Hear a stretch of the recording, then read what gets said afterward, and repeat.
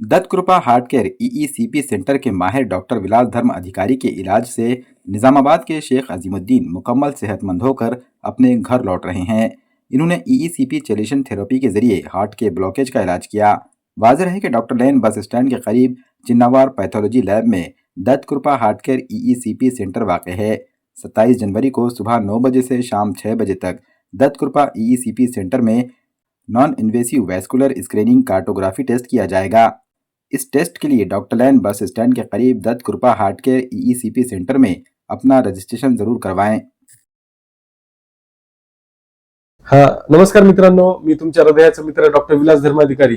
नुकतंच आज आमचे एक पेशंट आहेत जे हैदराबाद येथून निजामाबाद जिल्ह्यातून आलेले आहेत। तर त्यांचे आज ट्रीटमेंट संपत आहे आणि आज त्यांचा आम्ही डिस्चार्ज करत आहोत। तर यांना इस्चेमिक डायलेटेड कार्डिओमायोपॅथी नावाच्या हृदयाच्या स्नायूचा आजार होता, ज्याच्यामध्ये हृदयाचे जे स्नायू होतात ते कमजोर होतात, पंपिंग करू शकत नाहीत। तर त्याच्यामुळे काय होतं, हृदयाची पंपिंग कमी होऊन जाते। तर यांची पंपिंग 25 ते 30% पंपिंग होती आणि मागचे 6 वर्षापासून हे वर्षातून 1-2 वेळेस हॉस्पिटलमध्ये ऍडमिट व्हायचे, ऑक्सिजन लावून घ्यायचे, शरीरातलं पाणी कमी करण्यासाठी इंजेक्शन घ्यायचे।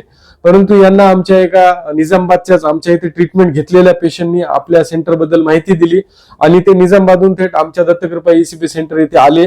त्यांनी पूर्ण आमच्या ट्रीटमेंटची माहिती घेतली, पूर्ण त्यांच्या परिवारांना आम्ही आमच्या ट्रीटमेंट बद्दल माहिती दिली, काउन्सिलिंग केली आणि त्यांना या ट्रीटमेंटवर विश्वास बसला आणि त्यांनी कुठलीही मनात शंका न ठेवता 2 महिने आपल्या नांदेड येथे हॉटेलमध्ये राहून ही आमची ईसीपी ट्रीटमेंट पूर्ण केली आणि ही ट्रीटमेंट पूर्ण केल्यानंतर त्यांचा जो 25 ते 30% पंपिंग होता ते आता 36 ते 40%च्या आसपास आहे। आणि याच्याने काय झालं, त्यांना पूर्वी चालताना दम लागायचा, छातीमध्ये खूप दुखायचं आणि पोट गच्च व्हायचं, भूक लागत नव्हती, जेवण जात नव्हतं आणि शरीरामध्ये असा अशक्तपणा होता, कारण हृदय वीक झाल्यामुळं पूर्ण शरीरामध्ये रक्तपुरवठा व्यवस्थित न झाल्यामुळं ही सगळी लक्षणं दिसत होती। मग आपल्या ईसीपी केली आपण। ईसीपी नंतर काय झालं, हृदयाचे स्नायू जे पूर्वी कमजोर होते त्याच्यातले काही स्नायू जे आहेत ते बळकट झाले आणि त्यांच्या हृदयाची पंपिंग ही डायरेक्ट 5 ते 10% वाढून आली आणि त्याच्यामुळे काय झालं, हृदयाचा रक्तपुरवठा वाढला आणि शरीराचा रक्तपुरवठा सुद्धा वाढला आणि त्यांना आता पूर्वीसारखे भूक न लागणे, पोट गच्च राहणे असं कुठल्याही प्रकारचा त्यांना त्रास नाहीये। ते स्वतः आता हॉटेल त्यांच्या रूम पासून ते इथपर्यंत चालत येतात, त्यांना आता दम लागत नाही, छातीत दुखत नाही किंवा हार्ट फेल्युअरच्या यांच्यामध्ये कुठल्याही प्रकारचं सिम्पटम नाहीये। आणि त्यांनी 40 दिवस पूर्ण वेळ इथं राहून रेग्युलर ट्रीटमेंट केली आणि ट्रीटमेंटमध्ये सुद्धा त्यांना याचा काही साईड इफेक्ट झालेला नाही किंवा काही ट्रीटमेंटचा त्रास झालेला नाही। तर सांगण्याचा उद्देश एवढाच आहे की असे बरेच रुग्ण आहेत की ज्यांना अँजिओप्लास्टी बायपास केलेली आहे तरी सुद्धा त्यांना छातीत वेदना होतात, ते घरी बसून राहतात, काही पेशंट बेड रिडन असतात। तर अशा पेशंटनी ईसीपी या USFDA अप्रूव्ड अमेरिकन ट्रीटमेंटची माहिती घ्यावी आणि ह्या ट्रीटमेंट बद्दल जाणून घ्यावं आणि नांदेडमध्ये किंवा कुठेही जिथे कुठे ईसीपी सेंटर असेल त्या सेंटरमध्ये जाऊन या ट्रीटमेंटची माहिती घेऊन ही ट्रीटमेंट घ्यावी, कारण ही ट्रीटमेंट आहे ही नॅचरल ट्रीटमेंट आहे।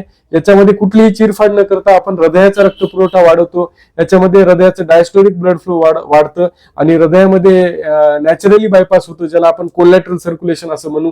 कोलॅटरल तयार होतात, नवीन रक्तवाहिन्या तयार होतात आणि त्याच्यामुळे काय होतं, आपलं हृदय, लिव्हर, किडनी आणि ब्रेन या 4ही अवयवाचा ईसीपीने रक्तपुरवठा वाढतो आणि पेशंटला जो आहे 10 वर्षापूर्वी जी फिलिंग येत होती ती पेशंटला हे ईसीपी केल्यानंतर फिलिंग येते। तर अशा प्रकारे ही ईसीपी मॉडर्न ट्रीटमेंट आहे। जास्तीत जास्त लोकांना या उपचार पद्धतीबद्दल माहिती व्हावी आणि जाणकारी आपण करावी आणि आपले हृदय स्वस्थ ठेवावे। धन्यवाद।